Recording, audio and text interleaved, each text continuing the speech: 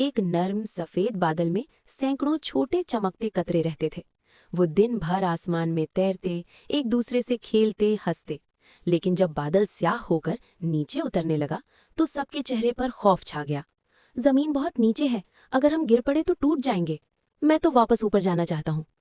सब कतरे एक दूसरे से चिमट गए, कांपते हुए बादल के बीच में छुपने लगे। हवा तेज हुई, बिजली कड़की, सब चीख उठे। लेकिन उनमें एक छोटा सा कतरा था, जिसका नाम था बूंदू।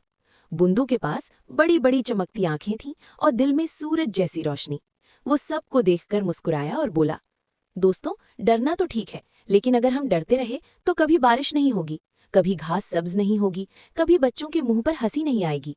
जमीन हमारा इंतजार कर रही है। सबने हैरत से पूछा, तुम्हें बिल्कुल डर नहीं लगता?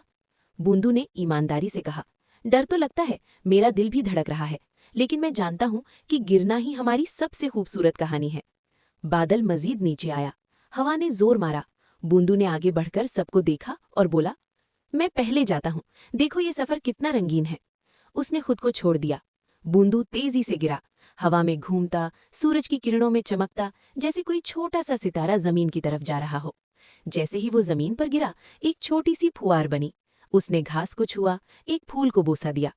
उसकी खुशी की आवाज सुनकर दूसरे कतरे भी हिम्मत करके गिरने लगे। वाह, ये तो परवाज है! देखो, मैंने पत्तों को छू लिया, हमने नदी को भर दिया। बारिश तेज हो गई, जमीन हरी भरी हो गई। बच्चे बाहर निकले, कीचड़ में खेलने लगे, परिंदे गाने लगे, फूल खेल उठे।